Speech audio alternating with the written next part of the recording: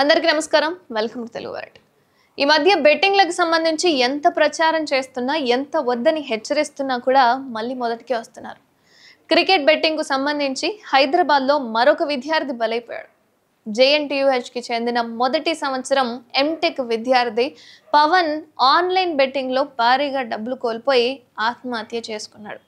అయితే ఈ ఘటన బుధవారం సాయంత్రం 7 గంటలకు అతను నివసిస్తున్న అటాపూర్ ప్రాంతంలోని అద్దె ఇంట్లో చోటు చేసుకుంది.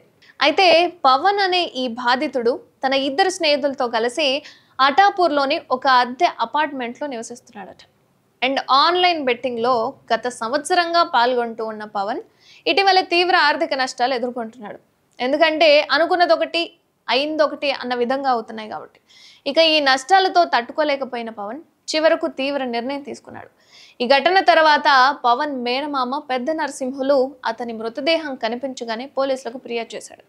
అయితే బుధవారం నాడు నరసింహులకు అతని మేనల్లుడు శ్రీకాంత్ నుండి ఫోన్ వచ్చింది. పవన్ ఆత్మహత్య చేసుకున్న విషయం తెలియజేశాడని చెప్పుకొచ్చాడు. అయితే తన ఫిర్యాదులో నరసింహులు చెప్పిన దాని ప్రకారం ఏం జరిగింది అంటే, పవన్ తనకు డబ్బుల నష్టం జరిగింది అంటూ చెప్పి ఇక తన బ్యాంక్ ఖాతాలోకి 98,200 రూపాయలు జమ చేయమని చెప్పాడట. అయితే నరసింహులు ఆ మొత్తాన్ని అతని అకౌంట్కు ట్రాన్స్ఫర్ చేశాడు. కానీ అప్పటికే పవన్ భారీగా అప్పుల్లో ఉన్నాడు. పవన్ తన మొబైల్ ఫోన్, విలాసవంతమైన బైక్ మరియు అతని కుటుంబ వ్యవసాయ ఆదాయం నుంచి వచ్చిన నిధులను కూడా అప్పులు తీర్చడానికి వినియోగించాడట. అయినా సరే దోల్దేరలేదు.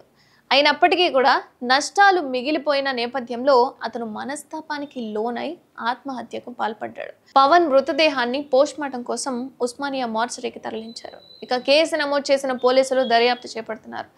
ఎంత ఈ బెట్టింగ్లకు సంబంధించి చెప్తున్నా, ఎంత హెచ్చరిస్తున్నా, వద్దురా బాబు అని చెప్తున్నా కూడా ఈ విధమైన బెట్టింగ్లకు పాల్పడుతున్నారు.